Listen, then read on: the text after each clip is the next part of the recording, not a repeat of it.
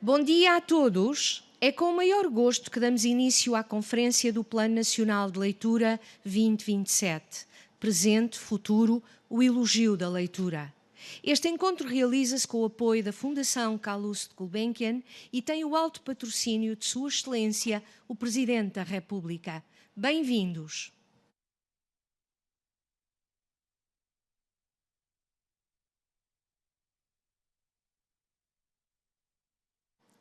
Para celebrar o tema desta conferência, contamos com o espetáculo que alia a palavra dita à música, da autoria de Carlos Barreto, José Anjo, António Caeiro e André Gago, No Precipício era o Verbo.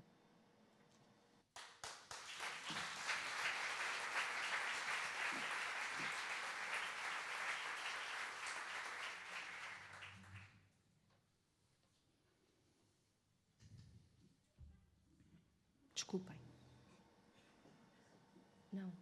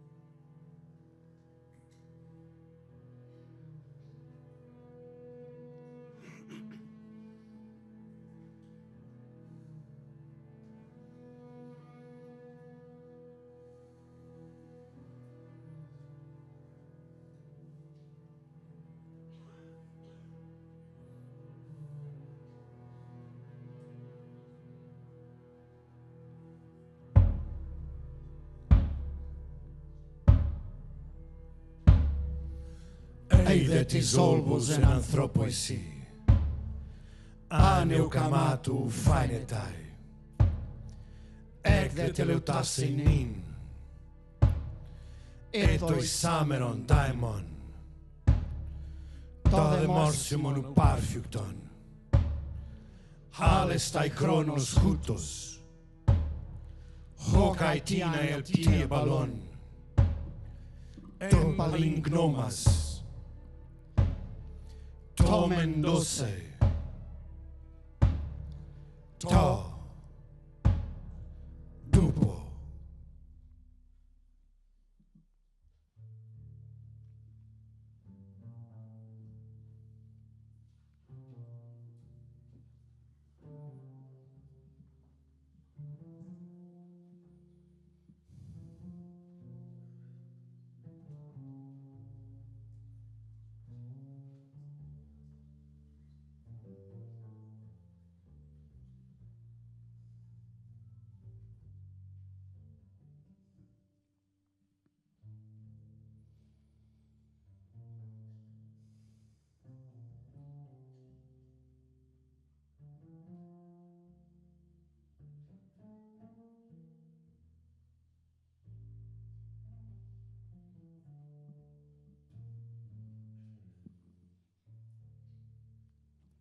Peste, amada cidade, a mais bela habitada por mortais, casa de Perséfone, e a ti que habitas as margens como pastos para cabras, na bem construída colina do rio de Agrigento, Senhora, se propícia, e com a benevolência dos deuses e dos homens, recebe esta coroa de pito para o famoso Midas.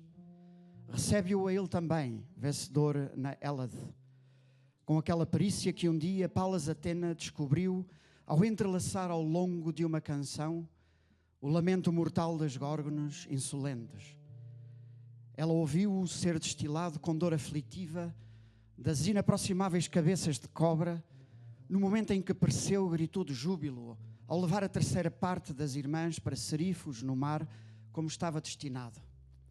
De facto, Perseu obscureceu a estirpe oracular de Forco e deu a Polidectes um presente de casamento envenenado pela longa escravidão de sua mãe e pelo amor forçado ao arrancar a cabeça à Medusa de belas faces. Perseu, o filho de Danae, do qual se diz ter nascido de uma chuva espontânea de ouro. Porém, Quando Atena resgatou aquele homem querido a tamanhos esforços, criou o som harmónico das flautas para que pudesse reproduzir com instrumentos o grito agudo que lhe atingia os ouvidos, vindo dos famintos maxilares de Euriel, descoberta de uma deusa para dar aos mortais. Chamou-lhe a melodia de muitas cabeças. Glorioso nome para as competições entre os povos, que ressoa constantemente através do fino cobre e das canas, canas que crescem junto à cidade das belas danças, cidade das graças, no recinto de Cefiso, canas que são o testemunho fiel dos bailarinos. A bênção não aparecerá aos homens sem esforço. É um Deus que a cumpre hoje, seguramente. O que está destinado não pode ser evitado. Mas o tempo, num golpe inesperado, há de conceder-nos algumas coisas que contrariam todas as expectativas. Outras, porém, não, ainda. Eide tisolbos en anthropoisi. Aneu kamatou fainetai. Ek de telutasse nin. Etoi sameron daimon.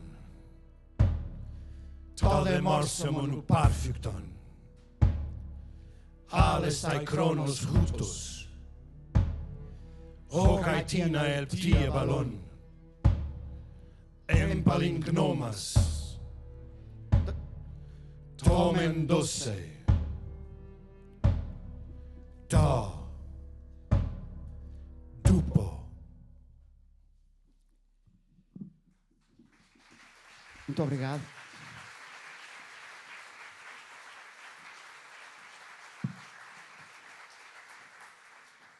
Uma honra estar aqui hoje de manhã, às 10 da madrugada. Queria dar-lhes as boas-vindas às senhoras e aos senhores. Acabámos de ouvir a 12ª Ode Pítica de Píndaro.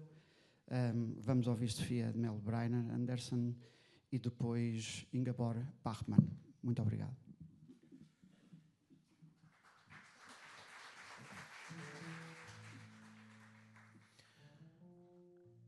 Carta a Jorge de Sena.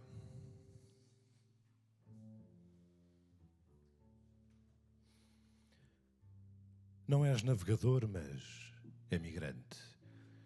Legítimo português de 900. Levaste contigo os teus e levaste sonhos, fúrias, trabalhos e saudade. Moraste dia por dia a tua ausência, no mais profundo fundo das profundas cavernas altas onde o estar se esconde. E agora chega a notícia que morreste e algo se desloca em nossas vidas. Há muito estavas longe, mas vinham cartas, poemas e notícias e pensávamos que sempre voltarias enquanto amigos teus, aqui, te esperassem.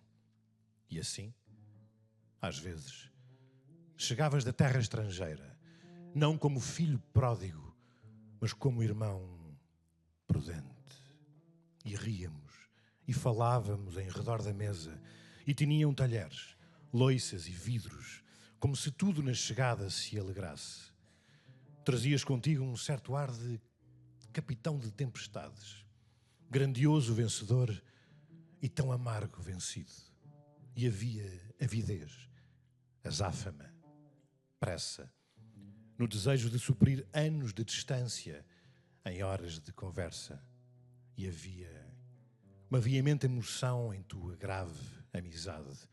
E em redor da mesa celebrávamos a festa do instante que brilhava entre frutos e rostos. E agora chega a notícia que morreste. A morte vem como nenhuma carta.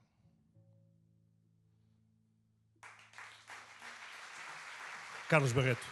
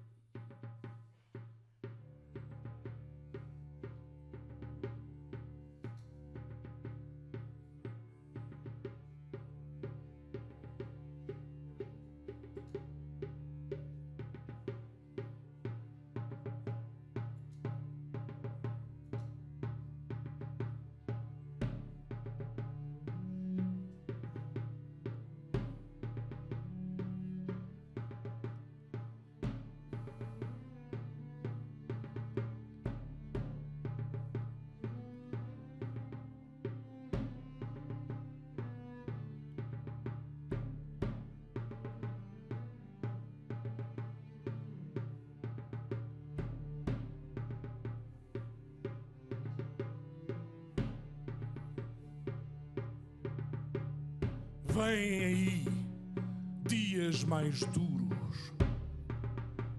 O tempo para o pedido de revogação do prazo está visível no horizonte. Em breve, tens de apertar os atacadores e ir buscar os cães aos casais das lesírias. Depois as tripas dos peixes ficam frias ao vento. Tenuemente arde a luz dos termoceiros. O teu olhar adivinha a neblina. O tempo para o pedido de revogação do prazo está visível no horizonte. Ali à frente, a amada cai-te na areia. Ela sobe em torno do seu cabelo flutuante. Ela corta-lhe a palavra. Ela manda-a calar-se. Ela encontra-a mortal e com vontade de desaparecer depois de cada abraço. Não olhes em teu redor. Ata os atacadores. Vai buscar os cães para dentro. Atira os peixes para o mar. Apaga os termoceiros. Vêm aí dias mais duros.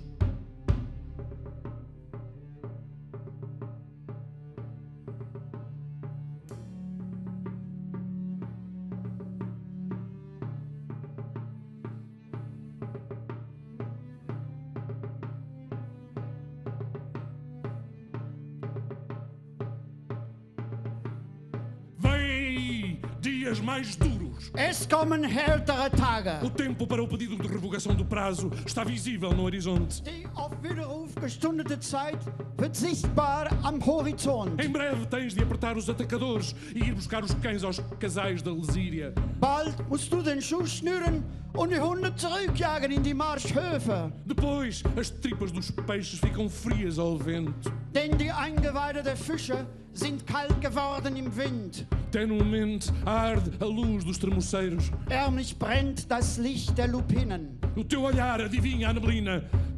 Den Blick sput im Nebel.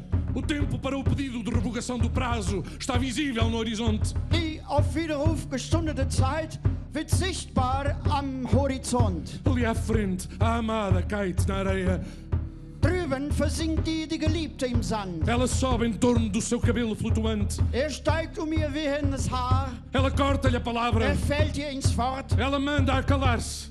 Befiehlt ihn zu schweigen. Ela encontra a mortal e com vontade de desaparecer depois de cada abraço. Findet sie sterblich und willig dem Abschied nach jeder Umarmung. Não olhes em teu redor. Sieh dich Ata os atacadores. Stille deine Schuhe. Vai buscar os cães para dentro. Jag die Hunde zurück. Atira os peixes para o mar. Wirf die Fische ins Meer. Apaga os termoceiros. Lösch die Lupinen. Vem aí. Es kommen härtere Tage. Dias mais duros.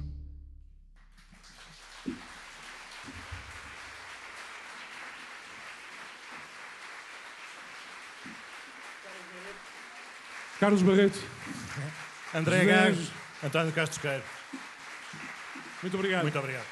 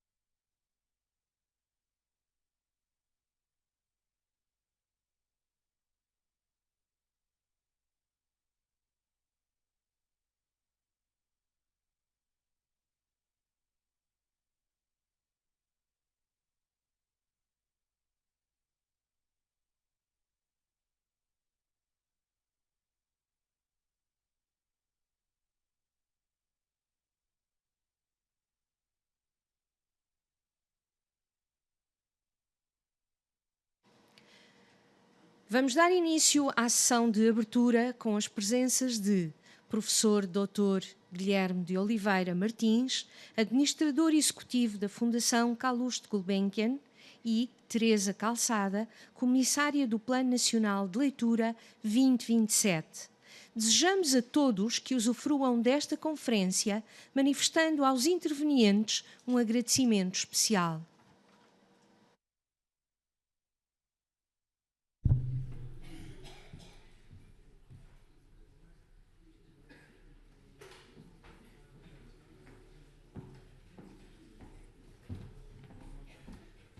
Ora, muito bom dia a todos, uma saudação muito especial à doutora Teresa Calçada, ao representante do Sr. Ministro da Educação e do Sr. Secretário de Estado da Educação, à Sra. Doutora Isabel Alçada, um bocadinho mãe, madrinha, um pouco deste Plano Nacional de Leitura, e dizer que a Fundação Calouste Gulbenkian, ao associar-se mais uma vez a esta conferência, terceira conferência do Plano Nacional de Leitura, e esta conferência tem exatamente como tema o elogio da leitura. Neste introito do grego ao português, do português ao alemão, e naturalmente na compreensão exata de que o presente e o futuro é a palavra, é o verbo, devo dizer-vos que a Fundação Calouste Gulbenkian e eu próprio não estamos aqui apenas de corpo presente. Estamos empenhados, ativos, considerando naturalmente que este Plano Nacional de Leitura é feito das pessoas. De todas as pessoas que aqui estão, de todas as vossas equipas, de todos aqueles que compreendem que a leitura é um instrumento essencial de aprendizagem. E daí uma saudação também muito especial relativamente à rede das bibliotecas escolares, naturalmente é a sua coordenadora aqui presente, dizendo exatamente isto, dizendo que a Fundação, desde o início, tem uma especial ligação relativamente a estes temas. Não por acaso. Quantas vezes, de norte a sul do país, eu encontro pessoas que disseram foi com as bibliotecas itinerantes da Gulbenkian que eu tive acesso aos livros, que tive acesso à leitura. E isso é importante, porque é compreender, afinal, que a riqueza fundamental de uma sociedade está na capacidade de aprender. E essa capacidade de aprender significa, afinal, a capacidade de transmitir memória através da palavra. Lembramo-nos da memória dos aedos. Os aedos que iam pelas terras contando as grandes aventuras, as grandes epopeias. Não conheceríamos a Ilíada ou a Odisseia se não fossem esses aedos, se não fossem esses aedos a transmitirem a Homero, esse fantástico autor que está bem presente em todos nós. E a memória dos aedos segue-se à memória dos romanceiros que permitiram, afinal, que até nós chegassem memórias antigas como aquelas que nos transmitiu Almeida Garrett ao recordar a sua infância e ao recordar essa transmissão. Pois bem, hoje as modernas neurociências dizem-nos que esta capacidade de aprender significa fundamentalmente a possibilidade de fazer memória viva e de ligar intimamente a memória à realidade cotidiana e, simultaneamente, à capacidade de falarmos, conversarmos. Hoje as bibliotecas não são depositários de livros, são fundamentalmente realidades vivas. Lembro-me, a doutora Teresa Calçada lembra-se disso, quando nós dissemos não queremos aquários nas bibliotecas das escolas. Não queremos aquários nas bibliotecas das escolas. Isto é, os livros não estão atrás dos vidros. Os livros são instrumentos que nos permitem, afinal, o diálogo, a compreensão e fazer desses centros de recursos em que nos ligamos às novas tecnologias, compreendendo, afinal, a velha memória dos aedos. Discutiu-se muito em Atenas aquilo que ocorria relativamente à barca de Teseu. Como sabem, a barca de Teseu foi preservada ao longo dos séculos. Mas perguntava-se, é a barca de Teseu que aqui está, uma vez que, ao longo do tempo, foi sendo necessário introduzir reparações para que a barca de Teseu não apodrecesse. Mas os pensadores, os filósofos, perguntavam-se, é a mesma barca que aqui está? E isto chegou aos nossos dias. E chegou-se à conclusão de que, sim, é a memória que está viva, porque é a memória das pessoas. Não era a barca de Teseu. A barca de Teseu era mais do que aquele conjunto de madeira, aquele conjunto material. Não. Era fundamentalmente aquilo que nós, no património, dizemos o património imaterial. A capacidade de dialogarmos, a capacidade de transmitirmos. Essa é a força da leitura. A força da leitura é justamente percebermos que um livro é um companheiro, que o livro é um apelo à aventura, um apelo à complexidade, um apelo ao outro. Compreender o outro. No livro, compreender que o outro é, afinal, a outra metade de nós. E essa discussão sobre a barca de Teseu, fica perfeitamente resolvida quando nós nos atemos à cultura como realidade viva, à leitura e à aprendizagem como fatores essenciais de compreensão mútua. E de compreensão como de respeito mútuo.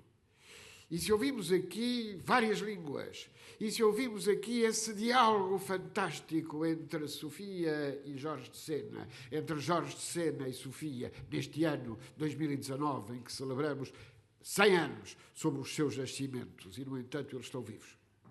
Eles estão vivos connosco. E, estando vivos connosco, eles são a melhor invocação da força da leitura, da força do livro, da força da compreensão, da força, afinal, do vosso trabalho. E esse trabalho que permite que a criança, que o jovem ou menos jovem, que aquela velha artesã que era analfabeta e que se tornou alfabetizada em contacto com os livros, tudo isso significa a vida. Tudo isso significa, afinal, a cultura. E a capacidade que temos de, olhando-nos olhos nos olhos, nos compreendermos melhor. Muito bom trabalho relativamente àquilo que neste dia ocorrerá, neste dia extraordinário em que vamos, afinal, celebrar, presente e futuro, o elogio da leitura. Muito obrigado.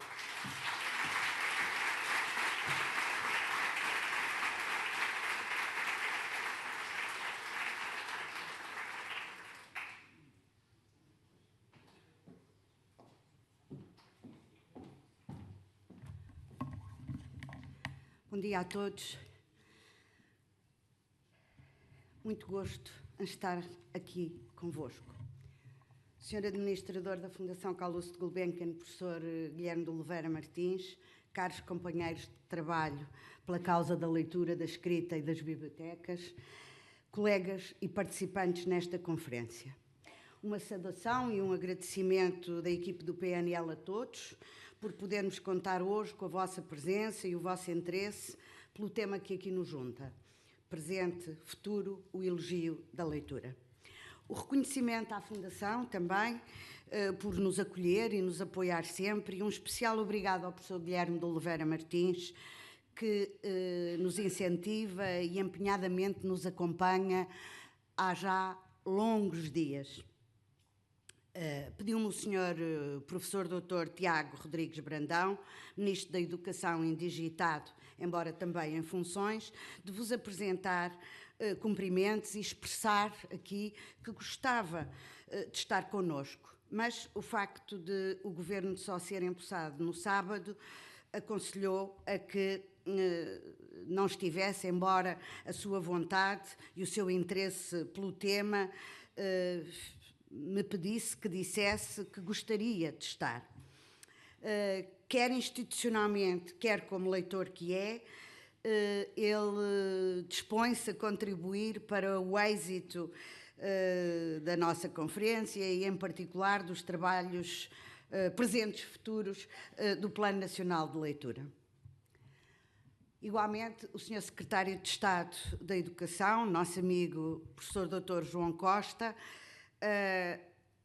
não está pelas mesmas razões, mas está aqui o seu chefe de gabinete, passado e futuro, Dr. Moraes, que nos acompanha e a quem eu quero naturalmente exprimir os nossos agradecimentos por estar e por aquilo que têm feito acompanhando o Plano Nacional de Leitura. Ler, saber ler, é uma condição primeira para garantir poder, dignidade e liberdade aos cidadãos. Constitui-se como fundacional para a aquisição do conhecimento e das aprendizagens, para o progresso social, coletivo e individual, para a consciência do bem comum, da equidade entre os homens, no plano económico, no plano do emprego, da sustentabilidade, da criação artística, científica, tecnológica, das humanidades e da tão benfazeja e necessária literatura. O reconhecimento e representação do eu e do outro, das emoções, das expectativas, das novas visões que temos do mundo. Salvaguarda também do sentido ético da vida em sociedade, da defesa pela informação e pelo saber, da manipulação pelas redes sociais comunicacionais, da ignorância, da fragilidade que implica a falta de literacias. Resta depois disto alguma dúvida a algum de nós que temos o dever de proteger este bem, esta invenção poderosa e revolucionária do homem que é a leitura e a escrita? Proteger e reforçar este direito universal, este direito humano, é presente, futuro. Teixeira de Pascoais disse: o futuro é o passado que amanhece. Ler hoje exige ler muito bem, verdadeiramente muito bem, independentemente das linguagens, dos textos, dos meios, dos suportes e dos lugares físicos e virtuais em que estamos. É-nos exigida uma competência muito sólida de leitura e escrita, quaisquer que sejam as razões, o modo e o gosto com que o fazemos. Adquirir competências leitoras para ler muito e diferentes textos, compreender e consolidar, pelo acesso e pelo uso, as próprias competências leitoras para todos, tornando-nos proprietários das transliteracias necessárias hoje, mas também produtores das mesmas. De igual, a escrita hoje, induzida por novos ambientes digitais e dispositivos móveis, faz-se maioritariamente em ecrãs, associando as novas linguagens e formas gráficas e visuais da comunicação. O exercício criativo da leitura e da escrita, a comunicação pela imagem e pela palavra, requerem uma continuada e muito qualificada competência leitora, mesmo que o sujeito leitor esteja em transformação, tanto quanto o produto que cria. A ideia da educação esclarecida, de qualidade, inclusiva, promotora de oportunidades e de aprendizagens ao longo da vida e para todos, não pode deixar de colocar a leitura no centro do centro. Por isso, justifica-se que o PNL, como política pública, contribua para a centralidade da leitura, para, como sempre dizemos, fazer leitores. É isto a que nos obrigamos. Um dia, Somerset Maugham disse: adquirir o hábito da leitura é construir para si mesmo um abrigo contra quase todas as misérias do mundo. Nós acreditamos nisto. Gostar de ler, ter prazer em ler, criar hábitos de leitura exige uma omnipresença e uma prática regular da leitura. Motivação pessoal e emocional, interesse, conseguem-se com acesso facilitado e livre em ambiente informal, mas também com um trabalho orientado, assente nas evidências científicas, naquelas que são conhecidas e que se investigam, recursos variados, bons e diversificados, livros, sempre livros e bibliotecas atualizadas. Também mediadores de leitura experimentados e empenhados.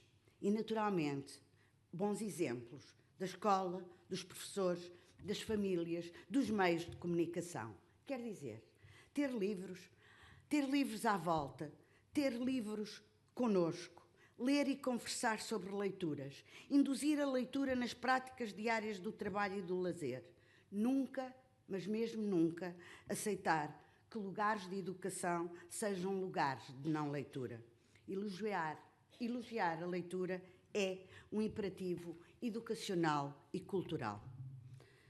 Um visionário, um escritor, disse: nunca se faz nada sem uma esperança exagerada. Júlio Verne.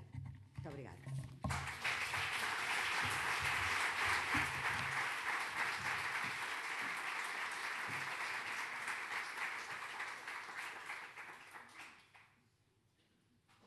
Prosseguimos com a conferência inaugural por Jaime Hernández, responsável pela área de leitura e bibliotecas na CERLAC Unesco.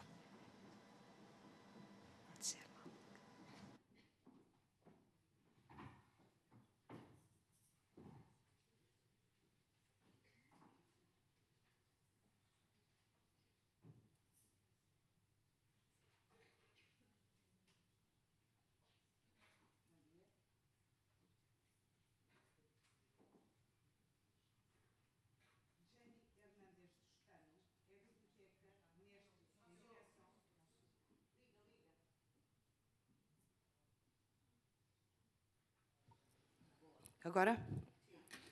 Vou começar do princípio. Bom dia. Jaime Hernández Toscano é bibliotecária, mestre em Direção e Administração de Empresas e professora universitária. Foi coordenadora da Rede Nacional de Bibliotecas Públicas e comissária do Plano Nacional de Leitura da Colômbia. Atualmente é responsável pela área da leitura, escrita e bibliotecas do Centro Regional para o Fomento do Livro e da Leitura na América Latina e Caraíbas, CERLAC Unesco, e coordena a rede ibero-americana Red Planes, que se ocupa das políticas e dos planos nacionais de leitura dos 21 países membros da CERLAC, incluindo Portugal. Olá, Jaime Hernández. Muy bienvenida a nuestra conferencia. Es un gran placer tenerlo con nosotros. Enmarcando su ponencia, creo que podemos decir que es imposible reflexionar sobre la lectura sin considerar los cambios políticos, económicos, sociales y culturales que caracterizan la actual era digital. Hoy día, saber leer bien presupone, ante la nueva cultura y el nuevo lector, integrar diferentes entornos y prácticas de lectura, escritura y comunicación, teniendo en cuenta una nueva forma de leer múltiple y transversal, cuya condición reside no solo en lo que se lee, pero también en cómo se lee.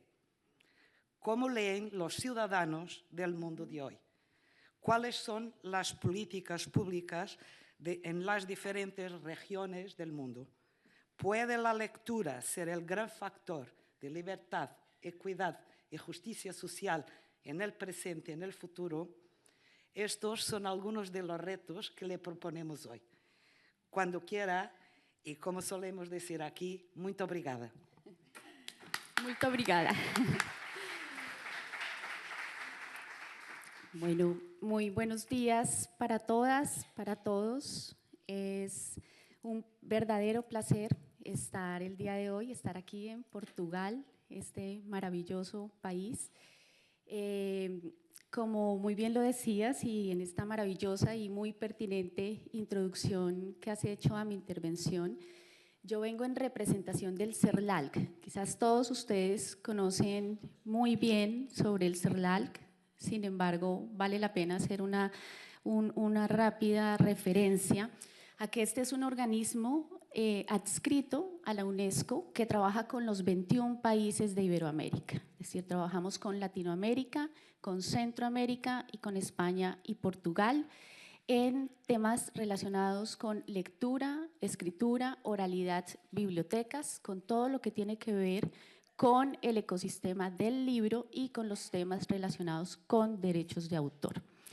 En esa medida, mi presentación va a hacer algunas referencias a la situación de la lectura y las bibliotecas a nivel mundial, con algunos llamados, por supuesto, hacia la región de Latinoamérica y el Caribe también, porque estar aquí en Portugal desde el CERLALC no es gratuito tampoco, responde a un interés muy claro que tenemos desde el centro de poder transferir de la mano de Teresa, de las personas que han logrado durante 20 años, más de 20 años, lo que hoy en día sucede en este país, poder transferir todo este conocimiento hacia otros países que tanto lo necesitan. Lamentablemente, la situación a nivel mundial es muy desigual, sobre todo en Latinoamérica y el Caribe es bastante distinto a lo que vemos aquí. Estamos muy lejos de las bibliotecas escolares que ustedes tienen tan maravillosas y este trabajo tan sostenido. Entonces, de verdad que es un placer y quiero agradecer en nombre del CERLALC y me tomo el atrevimiento en nombre de todos los países de Latinoamérica y el Caribe esta invitación, Teresa, todo el equipo de este Plan Nacional de Lectura que es ejemplar para el mundo, para la región y que de verdad poder compartir y dialogar con ustedes acá nos va a permitir identificar caminos para poder fortalecer otros procesos en la región. Yo voy a dirigirme a ustedes desde allí, es mucho más fácil para poder manejar la presentación.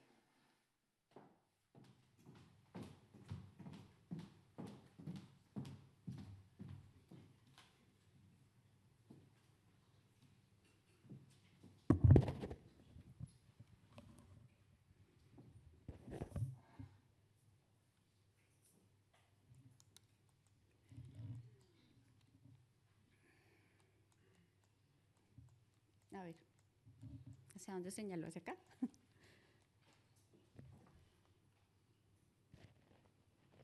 Bueno, entonces quise darle este título a mi presentación, aunque pareciera obvia la respuesta, aunque pareciera obvio que necesitamos, ¿no? Que necesitamos leer, que necesitamos más bibliotecas, que necesitamos escribir, pero realmente no es tan obvio, como les decía, en muchos lugares del mundo aún es necesario insistir y de hecho explicar de qué hablamos cuando hablamos de leer y de escribir y qué significa eso de que la lectura es un derecho, como muy bien lo decía Teresa. Entonces vamos a hablar como en 4 grandes bloques. El primero de ellos, voy a hablar un poco del contexto mundial, ¿sí? Cuando pensamos en crear bibliotecas y en generar competencias de lectura y escritura, ¿para qué mundo queremos hacer esas bibliotecas? ¿Cuál es el contexto en el cual estamos pensando esas bibliotecas? ¿Frente a qué problemáticas y frente a qué necesidades? Luego vamos a hablar un poco de qué es leer, qué es lo que entendemos y de qué hablamos cuando hablamos de lectura desde la escuela, desde la familia, desde la biblioteca pública y desde las políticas públicas de lectura y escritura. Luego vamos a hablar y a poner algunos ejemplos sobre cómo hacemos eso, con lo que Teresa cerraba su intervención. ¿Cómo hacemos que las personas realmente vivan mejor a través de la lectura y a través de lo que nos toca, que es el tema de la información, la lectura desde el campo de la lectura y las bibliotecas, y un rápido panorama sobre cómo estamos en Iberoamérica? No voy a hacer énfasis en el tema de las políticas públicas porque es la mesa, el panel que tendremos a continuación después de mi intervención. Entonces, ¿para qué mundo estamos pensando estas bibliotecas? Este es el mapa mundial de la desigualdad. Esta presentación va a quedar con ustedes, tiene todas las referencias y los hipervínculos, algunos de los documentos que se mencionan en esta presentación para que ustedes puedan tener el acceso directo. No sé si vamos bien, estoy hablando muy rápido o vamos bien. Bueno, muy bien. Este es el mapa mundial de la desigualdad. Aquí ustedes pueden ver los países, ¿no? Aquí va avanzando, ¿sí? El ideal es que toda esta gráfica estuviera de este color. Los países menos desiguales hacia los países que tienen mayores índices de desigualdad. Aquí ustedes pueden ver, por ejemplo, los retos y los desafíos que tenemos en algunas de las regiones más desiguales. El ideal sería que el mapa estuviera hacia este lado y no hacia este lado como lo estamos viendo aquí en este momento.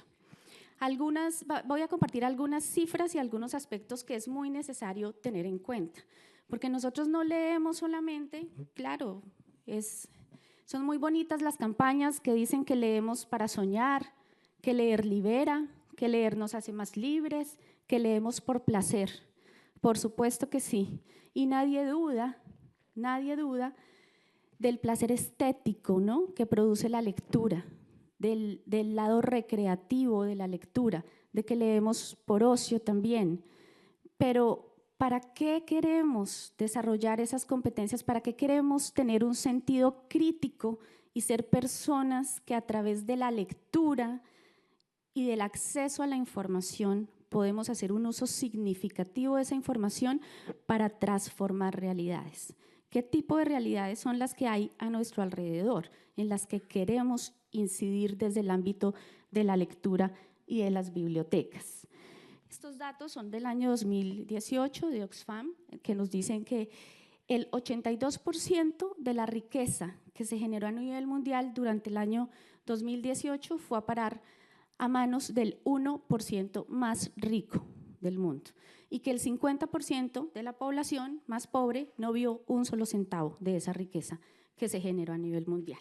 En términos de equidad de género, esto es algo que todos sabemos, históricamente, sobre todo en los países en vías de desarrollo, hay una brecha muy grande salarial entre hombres y mujeres.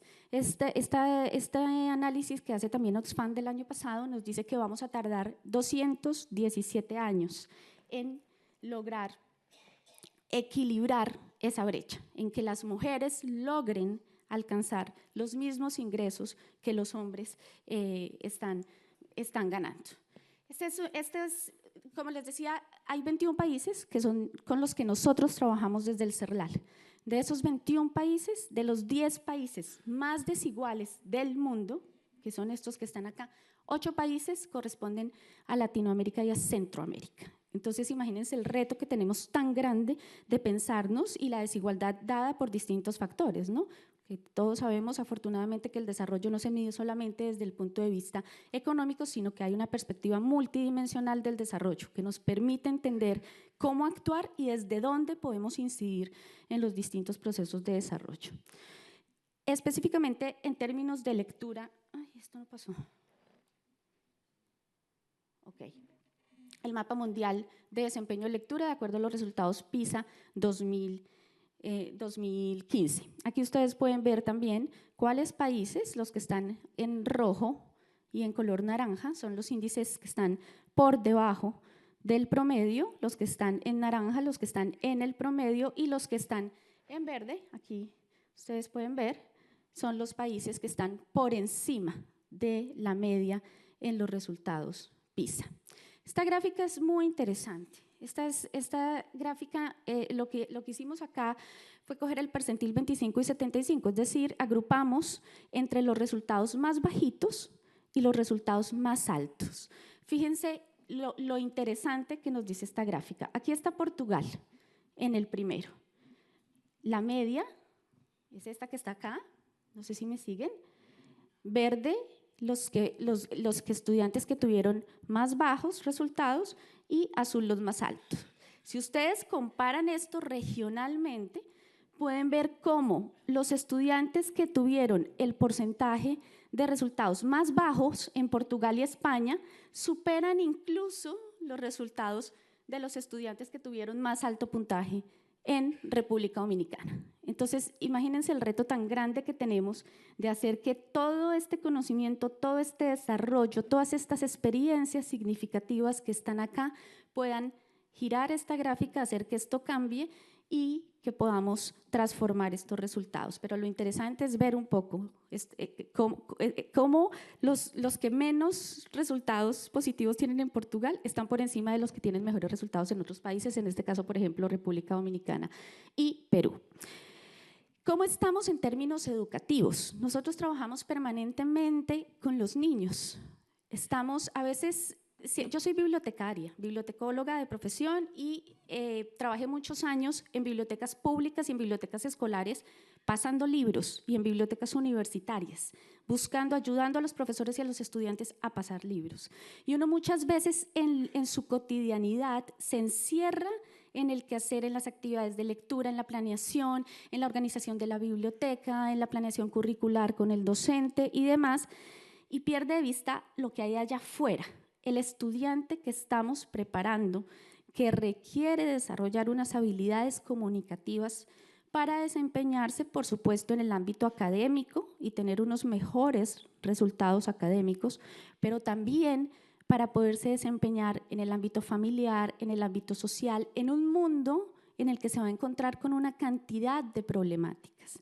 Y cómo estamos observando a ese individuo, a ese ser humano integral que no se divide y que no me toca hacer a mí lo que le corresponde a la escuela, sino que tenemos que entender que desde la primera infancia y a lo largo de la vida, esa persona tiene que tener la capacidad de expresarse, de poder comunicarse y de poder desenvolverse en un mundo muy competitivo en el que hay una gran abundancia de información en múltiples soportes. Estos son algunos datos de lo que está pasando con la educación en el mundo y que nos alertan sobre en dónde tenemos que poner el foco. Ustedes han escuchado sobre la Agenda de Desarrollo Sostenible, ahorita más adelante me voy a referir a esta agenda, pero lo interesante de estos datos es que ya hoy hay en el último informe de seguimiento a los avances de la Agenda de Desarrollo Sostenible de la ONU, ya hay una alerta que nos dice, si seguimos como vamos y al ritmo en el que estamos, no vamos a lograr las metas que la Agenda 2030 se propuso. Por supuesto, es una agenda inspiracional, es una agenda ambiciosa, hay unas metas muy altas, pero es un referente muy importante que tenemos, porque es una agenda que se realiza sobre el principio de la universalidad, que quiere decir que todas las problemáticas que se identificaron en esa agenda nos tocan a todos los países del mundo, que es la diferencia con los objetivos de desarrollo del milenio, por lo cual incluye a todos los países en desarrollo y en vías de desarrollo. Si la tendencia sigue como va, 1 de cada 6 niños seguirá siendo excluido de la educación primaria y secundaria. 12 millones de niños nunca van a ver el interior de un aula y de esos 12 millones de niños, 9 millones son niñas, además de los otros datos que ustedes acaban de leer en la pantalla. La siguiente es ay, ¿qué hice? Perdón. Ok, esta gráfica nos muestra un poco por continentes datos también muy interesantes de qué está pasando con la niñez en el mundo. Tenemos la población, el número de niños con retraso en el crecimiento, estas son cifras UNICEF 2017, los niños que viven en pobreza extrema, pero sobre lo que quiero llamar la atención aquí es que hay un porcentaje, aquí ustedes pueden ver, América Latina y el Caribe, Europa y Asia, ¿sí? Número de niños, más de 5 millones de niños que están en peligro de no alcanzar su potencial de desarrollo, ¿sí? Más del 20% de los niños están en peligro de no alcanzar su potencial de desarrollo. Otra gráfica, más de 15 millones de niños en el mundo no reciben ningún tipo de atención cognitiva ni socioemocional. Ustedes pueden ver, aquí está la fuente del informe UNICEF, esto está explicadito país por país para que puedan acceder y verlo. Es muy grave porque traigo el tema acá, porque ustedes saben muy bien que todo lo que se haga en la primera infancia va a contribuir al desarrollo de las personas y en general de los países y el mundo a lo largo de la vida, y que cambian dramáticamente las condiciones de vida de una persona que recibió y que pudo tener un adecuado desarrollo cognitivo y una atención socioemocional en su infancia. Otra cifra dramática, alrededor del 80% de los niños y niñas estos son 74 países que tienen datos reportados a UNICEF, son sometidos sistemáticamente a métodos violentos de disciplina, es decir, a ser sacudidos, a ser golpeados, a ser abofeteados o reciben maltrato físico. Entonces, pensemos un poco cuál es la realidad de estos niños que están en la escuela, de estos niños que acuden a las bibliotecas y que día tras día, cada uno viene con una trayectoria, con una historia propia que seguramente en algunos casos, lamentablemente, tiene que ver con esto. ¿Qué es leer entonces? Hablemos un poquito de la lectura y de a qué tipo de lectura nos referimos y un poco el énfasis y en lo que insistimos mucho en el CERLALC cuando estamos trabajando con los países en la construcción de las políticas y los planes de lectura es, antes de sentarse a dictar y a detallar, entendamos de qué hablamos cuando hablamos de lectura. Todo el mundo dice que la lectura es un derecho. ¿En dónde dice? ¿Y quién dijo que la lectura era un derecho? Pareciera obvio, todos lo estamos diciendo. Es muy distinto entre nosotros convencernos y hablar desde ahí porque lo vivimos día a día. Cuando uno va a los países, la manera de materializar los derechos es a través de la política pública. Y si uno va a donde un gobernante, a donde un presidente, a donde un ministro de Educación, a donde un ministro de Cultura, a decirle que la lectura es un derecho, tiene que decirle en dónde dice, por qué, cuándo lo dijeron, eso qué implica, para entender muy bien de qué estamos hablando y cuál es la responsabilidad del Estado en garantizar el ejercicio de ese derecho que llamamos lectura. Pues resulta que en todos los documentos y en todas las declaraciones que nosotros normalmente solemos usar y referirnos, ¿cierto? Que la IFLA dijo, que la UNESCO dijo, que la ONU dijo, en ningún lado dice que la lectura es un derecho. En ninguno de estos documentos de carácter indicativo, porque no son de carácter normativo, son muy bonitos, mucha poesía, maravillosos, pero eso no nos dice mayor cosa. Solamente en la Carta del Lector de Nueva Delhi, en el año 1992, se establece, aquí ven ustedes el texto, el artículo 1, el derecho a la lectura.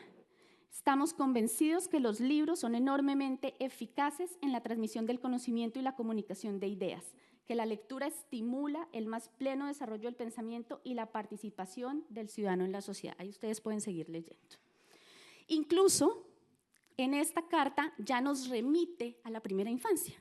Allá hay una aparición y nos dice el desarrollo de la imaginación a través de los libros a partir de la primera infancia no debe ser menospreciado. Aquí yo tengo derecho a usar estas imágenes de los niños, este es mi sobrino, así es de que tengo todo el permiso de usar a mi sobrino en la… Bueno, entonces, hablamos de la lectura como un derecho humano y hablamos de la importancia de invertir en lectura desde la primera infancia. Afortunadamente, hemos avanzado bastante en los campos, en disciplinas como las neurociencias, como la psicología, en la educación, por supuesto, en comprender que los niños son sujetos de derecho. La Convención Internacional de Derechos de los Niños tiene un gran avance y dice los niños son sujetos de derechos. Eso quiere decir que ahí hay un gran paso para entender que la atención a la primera infancia y a la población infantil debe ir pasando de un enfoque asistencialista a un enfoque integral y que pensar en generar programas para los niños desde la primera infancia no solamente debe contemplar temas de salud, temas de alimentación, sino también temas de desarrollo cognitivo y emocional.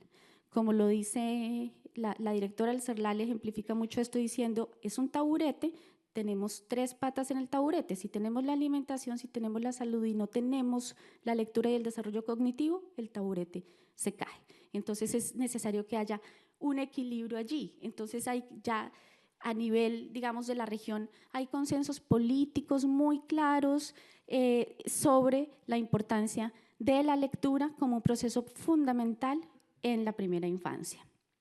Entonces, empezamos a entender cómo ese es mi sobrino Nicolás, nuevamente. Aquí se los presento, él me acompaña normalmente a mis presentaciones y a mis viajes. Entonces, tenemos mucha, digamos, toda la literatura que hay en el campo de la educación y de la psicología y de la atención a la primera infancia nos dice claramente los cambios que hay entre las personas que han tenido una atención integral en la primera infancia y cómo el futuro de las personas que han logrado tener esa atención cambia radicalmente cuando hay una inversión a cuando no se tiene esta inversión. Entonces, hablamos de la capacidad lingüística, de las conexiones neuronales que hay en el cerebro de los niños. Hay una cantidad de avances en el CERLAL, justamente en la página web www.cerlalc.org.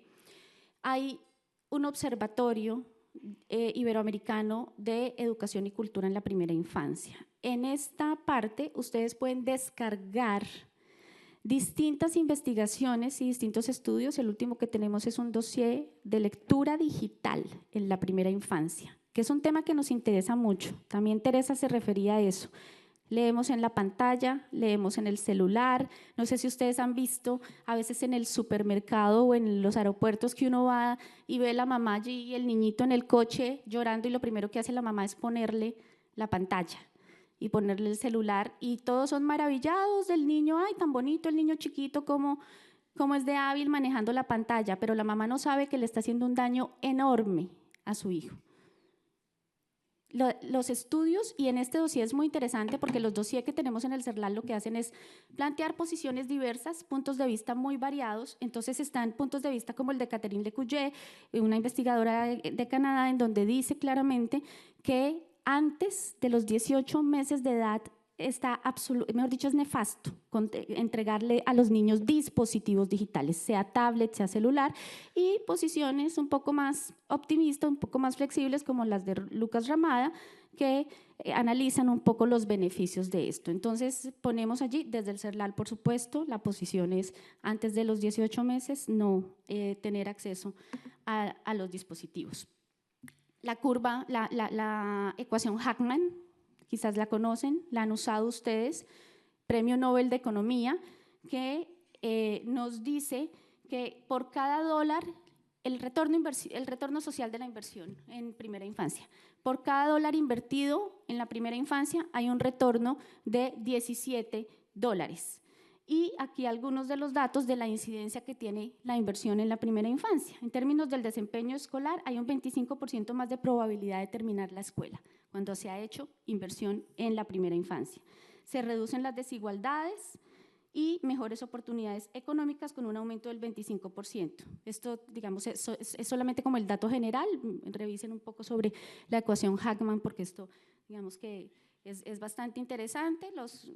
Un poco lo que les decía ahora, la plasticidad cerebral y a los 3 años el cerebro tiene el doble de conexiones neuronales que las de un adulto, entonces la importancia de poder atender allí. Cierro esta parte de la primera infancia con esta frase de Yolanda Reyes, que quizás muchos de ustedes la han leído, experta en el tema de lectura en la primera infancia y bibliotecas. En las frases de los niños podemos ver como en la gota de sangre analizada en el laboratorio la riqueza o la pobreza de su nutrición emocional y cognitiva. Entonces, preguntémonos un poco en este contacto cotidiano que tenemos con los niños, con distintos niveles de desarrollo, con capacidades excepcionales, con problemas de aprendizaje, ¿qué pasa allí? y qué posibilidad tenemos nosotros de incidir en lo que hacemos, en lo que les brindamos, en los materiales de calidad que compartimos con ellos, en la manera como me pongo a su altura para comunicarme con ellos, etcétera. Todo esto que hace parte de la práctica cotidiana que ustedes tienen en sus instituciones educativas, en sus bibliotecas, en sus propias familias, etcétera. Bueno, entonces decíamos al comienzo, el derecho a la lectura, ¿cómo se materializa? Yo puedo tener muchísimos documentos y muchísimas declaraciones, tenemos en el mundo, que hablan de la importancia de la lectura, pero es necesario que la lectura, la escritura, el acceso a la información y el desarrollo de infraestructuras bibliotecarias públicas y escolares sigan siendo asuntos de política pública y sigan siendo parte esencial de las políticas de desarrollo de los gobiernos de todo el mundo. Y más en países en los que todavía hay índices de analfabetismo bastante grandes, dificultades de acceso a Internet y no existen políticas de atención a la… Ahora les voy a mostrar un poco cómo está el desarrollo de la legislación de inversión en primera infancia. Entonces, ¿qué es leer? Aquí el CERLAL, Jesús Martín Barbero y Gemma Long desarrollaron una investigación que se llama Lectura, Escritura y Desarrollo, también la pueden descargar en texto completo de la página. Hablar de políticas de lectoescritura dirigidas a los ciudadanos de cualquier edad y condición no es hablar de enseñarles a leer y escribir, o no solo eso, es hablar de la creación de espacios y medios en los que las personas puedan contar su propia historia. Las políticas culturales y educativas, en este caso, sí se insertan en las memorias y experiencias sociales de las comunidades y las personas. Solo perviven si se insertan en las memorias de las personas y las comunidades. Lo decía el director de la Fundación en su presentación. Entonces, ¿de qué hablamos cuando nosotros hablamos de lectura? ¿Cuál es la conexión entre… música? ¿Cuál es la conexión entre lectura, escritura y la vida de las personas? ¿Es una práctica aislada solamente para alcanzar un desarrollo, digamos, de mejores resultados académicos, para alfabetizar? No es así. Es leer y escribir, son prácticas que están completamente arraigadas a la vida cotidiana, a los espacios de las personas en cualquier ámbito. Entonces hay hoy múltiples formas de lectura. Ustedes quizás han visto o conocen varias de las experiencias, gracias, varias de las experiencias de hospitales en donde hay en los pabellones de los niños que tienen cáncer, por ejemplo, cómo se está utilizando este recurso audiovisual para apalear un poco los efectos de los tratamientos de la enfermedad del cáncer. Entonces, la importancia, digamos, de los contenidos y la curaduría de esos contenidos en este tipo de dispositivos, ¿no? Entonces, la forma de acceder hoy en día a la información, la forma de leer, de escribir, de recrearse, de conocer el mundo ha cambiado mucho. No estamos solamente hablando de la lectura literaria o solamente hablando del formato libro, que es el problema que tenemos muchas veces cuando hablamos de los índices de lectura y decimos que la gente no lee, porque muchos de los estudios y las investigaciones que se hacen en el ámbito de la lectura están midiendo cuántos libros se leyó al año, no cuántas horas de lectura usted tuvo o cuántas horas dedicó a la lectura, sin importar qué tipo de lectura, sino cuántos libros y a veces de literatura, ¿no? Entonces ahí ya tenemos una visión bastante limitada de lo que es leer y escribir. Entonces leemos para la vida cotidiana, leemos en función de las necesidades que tenemos, leemos en diversos formatos, la lectura multimodal. Hoy en día, decía alguien ayer, Inés, la gran amiga del Plan Nacional de Lectura, que está aquí, los influenciadores, ¿no? Ya no somos ni siquiera los bibliotecarios, ni el maestro, ni los promotores de lectura. Esos influenciadores, esos youtubers o booktubers que andan por allí y a los que siguen los chicos en la escuela, ¿qué están compartiendo, no? Y cómo podemos no rechazar y desechar y hacer a un lado, sino capitalizar y aprovechar todas esas nuevas prácticas, todos esos nuevos medios en función de mayores capacidades de lectura y de escritura. Pero además de ampliar ese concepto alrededor de lo que es leer y escribir, es necesario que la biblioteca cambie. Acá llevamos muchos años transformándonos, afortunadamente, pero miren, la situación de países, especialmente de Centroamérica y muchos otros países, es muy dramática. Es decir, la biblioteca escolar en muchas instituciones educativas ni siquiera existe. El trabajo que hay por hacer aún es muy, muy grande. O sea, que los profesores o las directivas de una institución educativa comprendan la importancia de que el centro educativo cuente con una biblioteca, eso no es generalizado en Latinoamérica y el Caribe. En Centroamérica la situación es dramática, no existen, hay muchas regiones en donde todavía no existen bibliotecas escolares, no hay bibliotecas públicas cercanas, no hay internet en la casa, en el hogar, mucho menos hay biblioteca familiar o capacidad de adquirir libros dentro de la canasta básica familiar. Entonces prácticamente las posibilidades de acceder a la información son nulas. Entonces este es un ejercicio permanente que quizás hablarlo aquí pareciera absurdo, pareciera que no es así, pero así es. Todavía es necesario sensibilizar y hacer pedagogía permanentemente. Ahora lo vamos a ver cuando les cuente un poco qué está pasando con los planes de lectura y cómo las coyunturas políticas de nuestra región y lo que está pasando con América Latina y el Caribe está afectando tremendamente el desarrollo de las políticas y limitando las posibilidades de acceso a la información. Ahí hay un retroceso bastante grande. Entonces aquí ustedes ven algunos de los cambios. Me queda como, ya voy pasada como media hora, ¿verdad? Muy bien. Bueno, entonces, en el año 47, desde cuando la UNESCO crea por primera vez el primer programa para el desarrollo de las bibliotecas públicas, aquí ya vemos un enfoque que todavía se mantiene. Lo pongo acá solamente para que ustedes vean que desde ese momento estábamos pensando ya, la UNESCO ya estaba pensando en instalar bibliotecas modelo, en generar procesos de cooperación, advocacy, coalitions, crear estrategias, ¿no? Acuerdos con los gobiernos, estudios sobre el tema, pero lo más bonito de esa carta que se hace cuando se crea la biblioteca pública en el año 51, son estas dos definiciones. Enseñamos a leer para vivir con dignidad. Desde ese año ya estábamos haciendo una relación entre lectura, la vida cotidiana y las condiciones de vida de las personas. Leer para vivir con dignidad. Eso significa que la lectura debe ser un instrumento para dignificar y enriquecer la vida, para desarrollar y poder hacer frente a las responsabilidades cívicas e individuales. Pero ¿de qué hablamos cuando hablamos de dignidad y de enriquecer la vida? Cuando hay situaciones como estas, en las que lo único que hay que leer es lo que encontramos por allí. Entonces, aquí quiero referirme un poco y hacer la conexión con la Agenda de Desarrollo Sostenible y con lo que está pasando en el mundo. Una agenda civilizatoria que pone la dignidad del ser humano en el centro, con principios de integralidad, transversalidad, universalidad, que parte sobre los objetivos de desarrollo sostenible hacia los 17 los objetivos de desarrollo del milenio, hacia los 17 objetivos de desarrollo sostenible. Aquí hay una mención muy clara, que si uno hace una lectura rápida diría, a nosotros nos toca apostar a este objetivo y a este objetivo. La biblioteca escolar, las prácticas de lectura están codificadas en la meta 4.6 del ODS de calidad de la educación.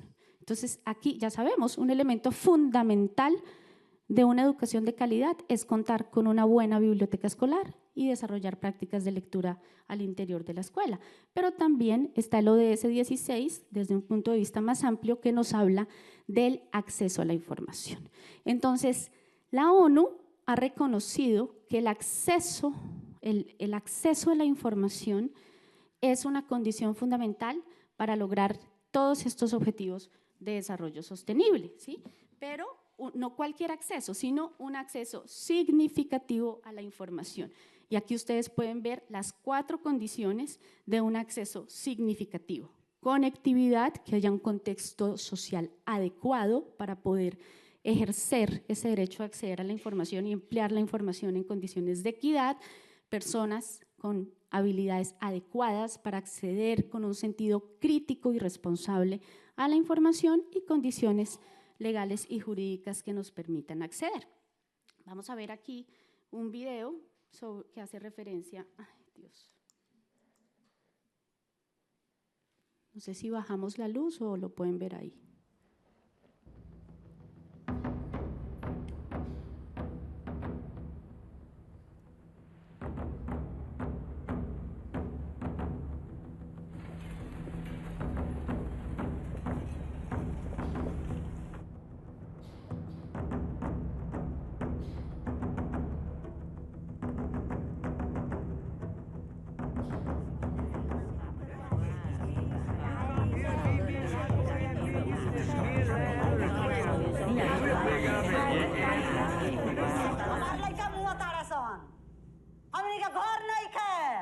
I was refugee in Pakistan, I was refugee in Iran, I was refugee in Dubai, and now I'm a refugee in France. Les gens, quand tu es handicapé, ils n'essaient même pas de voir ce que tu es capable de faire, mais ils te jugent à travers ton handicap. Haberme venido no fue una buena idea.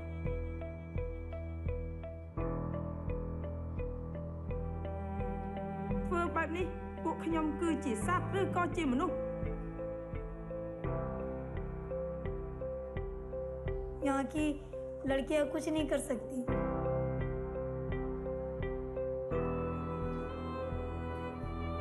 Light रहित तनि उजियार रहित हमरो बाल बचाव उजियार रहित agama me fumidam bem e só na me bem mas que na me corta. Porque se todo mundo tivesse alimento em casa, ela podia raciocinar. Então, poderia ser pobre, mas teria inteligência na cabeça para poder sair dali.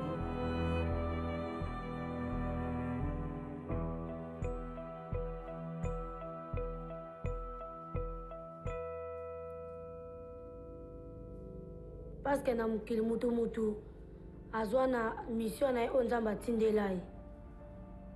Ngape na za mukil pona mission na ngai me nzamenda ebi.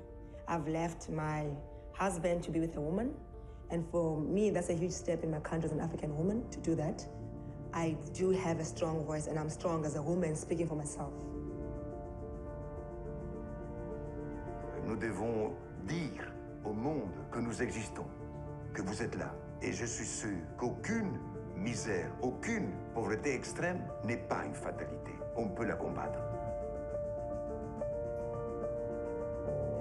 Afaka ihany fa mba tsy hitovy amin'le hoe toerana nisy atsony zany fa mba lasa ambonimbony kokoa zany izy dia tamin'ity moa ny reniny dia famihina teo zany any an-teny.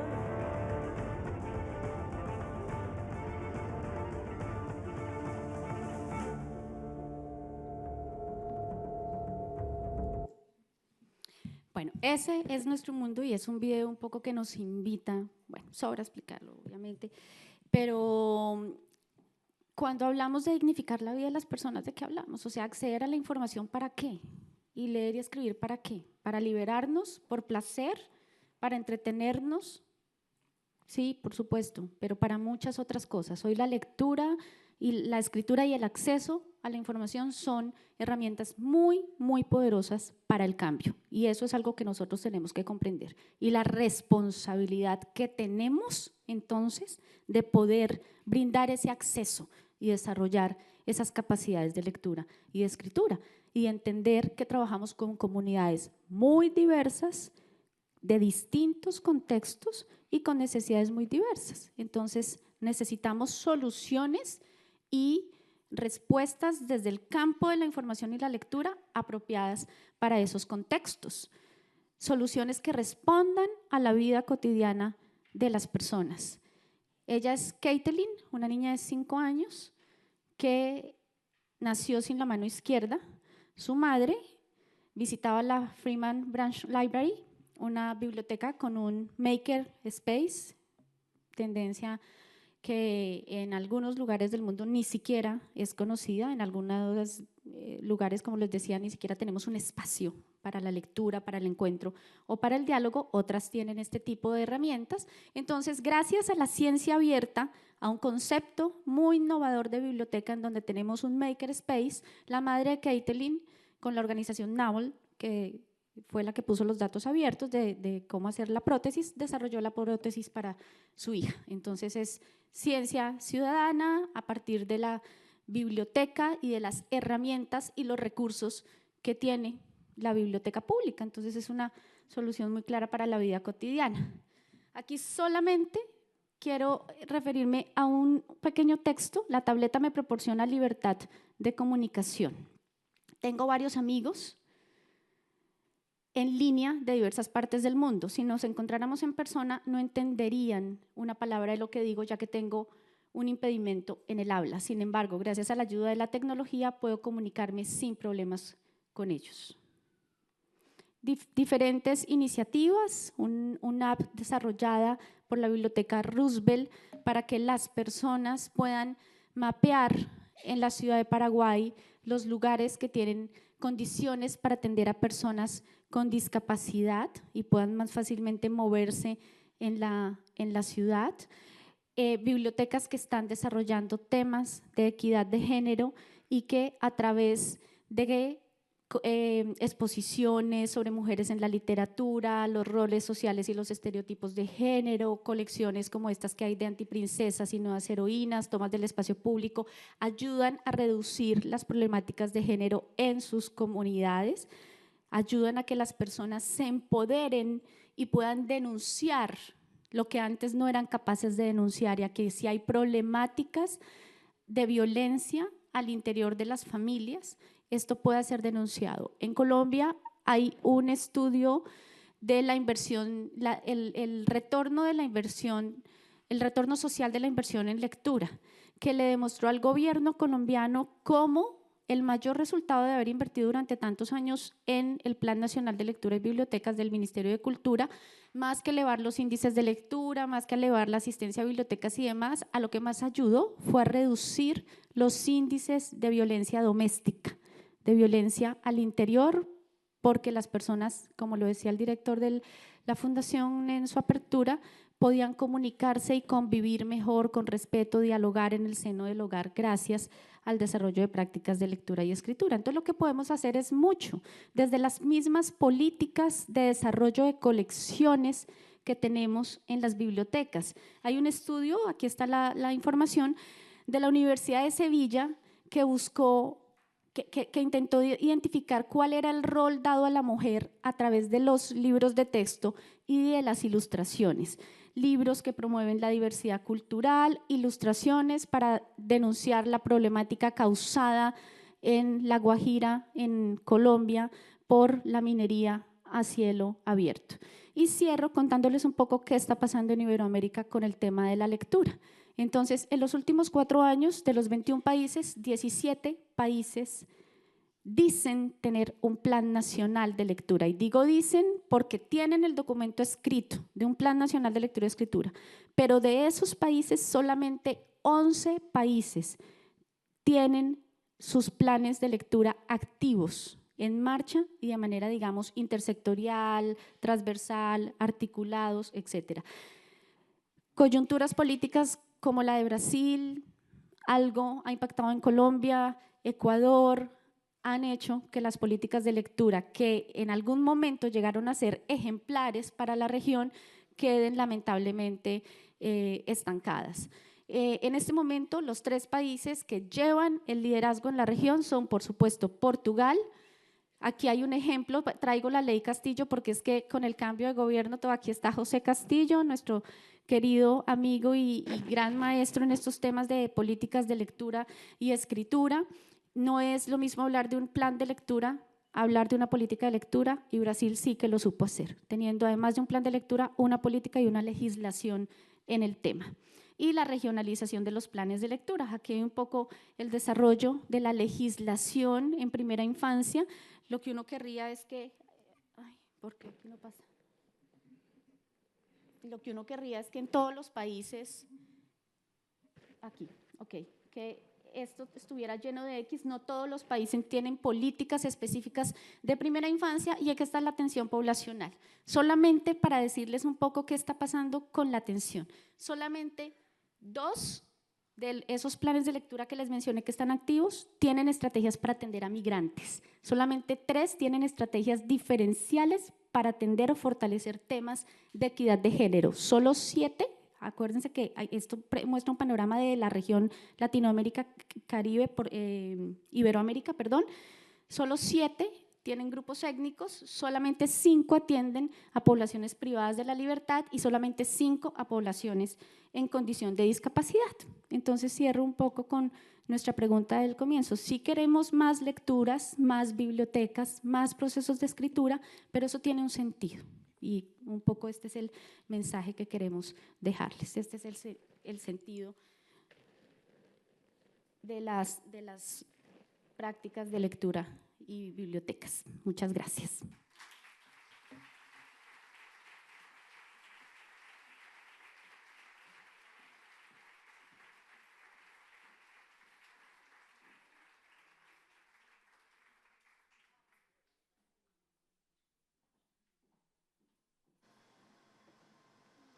Vamos agora fazer uma pausa. Retomaremos os trabalhos às 11h40.